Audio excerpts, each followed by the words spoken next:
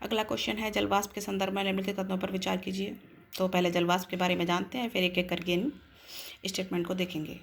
वायुमंडल के माध्यम से जल का निरंतर चक्रण होता रहता है। पृथ्वी की सतह से जल वाष्पित होकर गर्म वायु के साथ वायुमंडल में ऊपर उठता है या संघनित होकर बादलों में बदल जाता है, पवन के साथ प्रवाहित होता है और पुनः वर्षा या बर्फ के रूप में पृथ्वी पर वापस गिरता है। यह चक्र एक महत्वपूर्ण तरीका है जिसके माध्यम से ऊष्मा और ऊर्जा की सतह से वायुमंडल में स्थानांतरित होती रहती है और पृथ्वी पर एक स्थान से दूसरे स्थान तक पहुँचती है। जलवाष्प द्वारा न केवल दीर्घ तरंग पार्थिव विकिरण रात्रि के दौरान पृथ्वी द्वारा उत्सर्जित अवरक्त या ऊष्मा को अवशोषित किया जाता है, बल्कि आपतित सौर विकिरण के एक भाग को भी अवशोषित किया जाता है।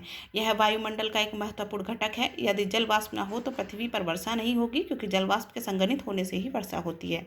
तो यहाँ पहले कथन का हमने देखा कि पार्थिव विकिरण, लघु तरंग और सौर विकिरण दोनों को अवशोषित किया जाता है, तो पहला सही है। आगे देखते हैं, जलवाष्प भी वायुमंडल में एक परिवर्तनशील गैस है जिसमें ऊंचाई के साथ कमी आती है। उष्ण एवं आर्द्र उष्णकटिबंधीय क्षेत्रों में यह मात्रा के अनुसार वायु का 4% तक पाई जा सकती है, जबकि मरुस्थल और ध्रुवीय क्षेत्रों के शुष्क और ठंडे क्षेत्रों में यह वायु के 1% से भी कम पाई जा सकती है।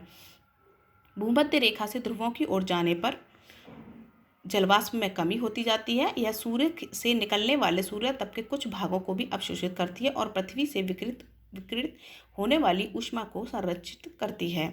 तो ये दूसरा है कि भूमध्य रेखा से ध्रुवों की ओर जाने पर जलवाष्प में वृद्धि होती है, तो दूसरा कथन गलत है, जबकि वृद्धि नहीं कमी होती है। अब तीसरा है कि यह ऊष्मा को संरक्षित करती है। देखते हैं, इस प्रकार यह एक ब्लैंकेट की तरह कार्य करती है जिससे पृथ्वी न तो अत्यधिक ठंडी होती है और ना ही अत्यधिक गर्म। जलवाष्प वायु की स्थिरता और अस्थिरता में भी योगदान देती है। जैसा कि अभी हमने जाना कि एक ब्लैंकेट की तरह कार्य कर रही है, कि अवशोषित करती है, सूर्यताप के कुछ भाग को भी अवशोषित करती है तथा पृथ्वी के विकिरित होने वाली ऊष्मा को भी संरक्षित रखती है। तो ये एक ब्लैंकेट की तरह कार्य करती है।